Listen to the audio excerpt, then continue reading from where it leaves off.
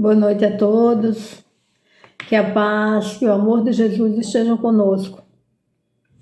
Esta semana vamos refletir sobre mais um capítulo do Evangelho segundo o Espiritismo. E o capítulo de hoje é o capítulo 24, denominado Não ponhais a candeia debaixo do alqueire. Então nós vamos falar de uma parábola. A parábola é uma história, uma narração alegórica que traz um ensinamento moral. Ao lermos uma parábola, devemos verificar qual o ensinamento moral que ela contém. Porque normalmente ela é uma história muito simples, mas de conteúdo profundo. Então precisamos pensar sobre o fundo moral da história. Caso contrário, não vamos compreender a mensagem que Jesus deixou ali para que a descobríssemos. E Jesus, em suas parábolas, ele usava de palavras conhecidas, de coisas da vida comum, do homem comum da época. Ele falava da candeia, ele falava do semeador, das uvas, das ovelhas, dos peixes, dos pescadores. E fazia isso para que os ouvintes pudessem se identificar e aprender a parábola. Além disso, as guardassem e as transmitissem aos seus descendentes, como se a historinha fosse, até que as novas gerações pudessem absorver aquele ensino. Mas nem todo o ensino de Jesus nos foi dado por parábolas. Jesus usou de parábolas para nos ensinar as coisas mais abstratas da sua doutrina. Mas naquilo que era concreto, que era fácil, de fácil entendimento, Jesus foi direto. Não usou parábolas, ele ensinou diretamente.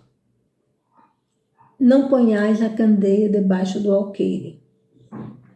Em Lucas 8, 16 a 17, encontramos que Jesus ensinou a seguinte parábola. Ninguém há que, depois de ter acendido uma candeia, a cubra com um vaso, ou a ponha debaixo da cama, põe-na sobre o candeeiro, a fim de que os que entrem vejam a luz. Pois nada há de secreto que não haja de ser descoberto, nem nada há escondido, oculto, que não haja de ser conhecido, de aparecer publicamente. Ao analisarmos esta parábola, julgamos que estamos diante de um paradoxo, de uma contradição, porque Jesus nos diz para acendermos a lâmpada, para pormos sobre o candeeiro acima, para que os que entrem vejam a luz, mas nos falava de forma oculta, por parábolas, em muitos dos seus ensinamentos. Parábolas que nem todos compreendiam. Então nos parece haver aí uma contradição. Quando os apóstolos perguntaram a Jesus, por que ele fazia isso, por que ele falava por parábolas, ele explicou que era porque os apóstolos já tinham alguma luz, já tinham algum desenvolvimento espiritual, alguma inteligência espiritual, poderiam compreendê-lo, ao passo que os outros eram muito frágeis, eram muito ainda rudes, grosseiros, ignorantes dos valores espirituais. Se Jesus lhes falasse diretamente, não por parábolas, a maioria daqueles homens não compreenderiam e também não guardariam o seu ensinamento. Era preciso então uma parábola para que guardassem a história, a associassem às suas vidas, aprendendo pela comparação. Mais tarde, quando pudessem compreender, entender a mensagem de fundo, esta lhes seria revelada, porque não há nada de oculto, como mesmo disse Jesus, que não haja de ser revelado.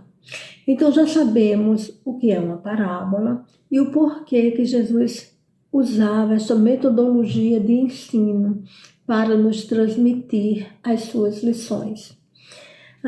Então vamos procurar compreender melhor cada uma das frases, dos ensinos que tem nesta parábola. A candeia, o que é a candeia? A candeia é um vaso de metal que contém uma base, onde se põe óleo, e desta base sai um tecido ou um barbante enrolado, torcido, até a ponta para que se acenda um pavio molhado de óleo e venha a iluminar. Essa candeia tem um suporte, como se fosse um pratinho, que se prende à parede para que ali fique iluminando o ambiente. O candeeiro é o velador. Na versão de Mateus temos: não ponhais a candeia debaixo do alqueire. O alqueire era um cesto que se usava sobre as mulas para carregar cereais. E acender a candeia, o que significa? Lembremos que a luz dispersa as trevas. Onde se acende uma luz, por menor que seja, se revela o que está escondido, o que há de oculto. Aquele que, estando na escuridão, acende uma tocha ou uma luz, é o primeiro a se iluminar com a claridade. A luz é o conhecimento das coisas do Espírito, o desenvolvimento das virtudes, da tolerância, da compreensão, da caridade, da abnegação, da renúncia, do amor, enfim. Então, acender a candeia significa clarearmos o nosso interior, o que fazemos pelo desenvolvimento das virtudes do Espírito. Então, Jesus, que era e que é a luz do mundo, que veio para tirar as trevas da nossa ignorância e com isso acender a nossa luz, iluminou-nos, deu-nos a luz do conhecimento divino, nos ensinando a amar o nosso próximo. Iluminamo-nos interiormente, iluminarmos-nos interiormente é desenvolvermos em nosso íntimo as virtudes ensinadas pelo Cristo. Esta educação dos nossos sentimentos, pelo direcionamento dos nossos pensamentos para uma postura sempre mais próxima do equilíbrio, da brandura, da serenidade e do amor. Essa educação da maneira como nos comportamos no nosso dia a dia, do nosso olhar sobre nós mesmos e sobre o outro, é que se chama desenvolvimento dos bons hábitos ou reforma íntima, como nós chamamos no Espiritismo. E o desenvolvimento do indivíduo como espírito se dá de forma gradativa, não ocorre de um momento para outro. Faz-se devagar, encarnação após encarnação. Exige de nós esforço para aprimorarmos-nos no bem, porque vamos pondo os ensinos em ação, o amor em prática, ou seja, vamos aprendendo o ensino, nos imbuindo desta forma de ser e nos transformando em seres melhores. Por isso é importante termos tolerância para com todos, paciência com aqueles que se encontram um pouco atrás, a humildade para reconhecermos o esforço individual daqueles que estejam também à frente de nós, porque todos nós, cedo ou tarde, nos tornaremos seres iluminados. E porque ninguém deve cobrir a luz com um vaso ou pôr a candeia debaixo da cama. Pensemos numa chama, uma vela acesa que se põe sobre ela um vaso. Se ela não apagar, ficará com a sua área de iluminação restrita ao diâmetro do vaso. Então, não parece lógico acender uma chama, uma luz, para escondê-la. Na ocasião em que Jesus falou isso aos apóstolos, estava explicando o porquê que falava por parábolas e quis nos dizer que não deixaria seu ensino velado, incompreendido. Todos teriam a oportunidade de compreender e de se iluminar pelas suas lições. Aqueles que não pudessem compreender naquela oportunidade, compreenderiam depois, à medida em que fossem reencarnando e se iluminando pela aquisição das virtudes do Espírito. Assim, não colocar a candeia debaixo do alqueire ou debaixo da cama é não se acomodar, é divulgar o Evangelho, não só por palavras, mas pela nossa forma de ser. Porque se não nos incomodarmos em pregarmos o Evangelho aos que se interessam e ensinarmos pelo exemplo das nossas obras, estamos adotando uma postura egoísta, restringindo o âmbito de nossa luz a nós mesmos e à nossa família, àqueles que estão mais próximos de nós. E isso é um contrassenso. Porque então acendermos a nossa luz, senão para iluminarmos a nós e aos outros?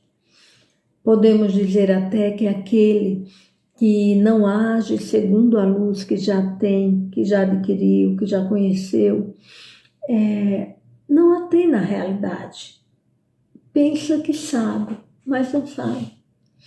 Pode ter um conhecimento formal, doutrinário, mas não se deixou tocar pelo sentimento. Por isso Jesus diz que não se acende uma candeia para pô-la debaixo do alqueire, porque depois que nos iluminamos verdadeiramente, que assimilamos os valores espirituais, passamos a brilhar e nos diferenciar pela forma de ser, quer estejamos no ambiente doméstico, quer estejamos no ambiente de trabalho ou mesmo nas nossas relações sociais. Seremos sempre fonte de luz. Ainda que pequeno facho, influenciaremos aqueles que estão à nossa volta. Por isso, não há ninguém que depois de aceso não brilhe, não resplandeça. E como podemos pôr a luz, a candeia no candeeiro, no velador? Muitos acreditam que para pôr a luz ao alcance de todos, para que todos a vejam, é necessário sair falando do Evangelho aos quatro ventos, impondo nossa fé aos nossos irmãos, ainda que nem todos estejam prontos para entendê-la naquele momento. Em verdade, devemos ensinar o Evangelho para aqueles que querem, que estão abertos a recebê-lo, que estejam prontos para ouvir a mensagem de Jesus.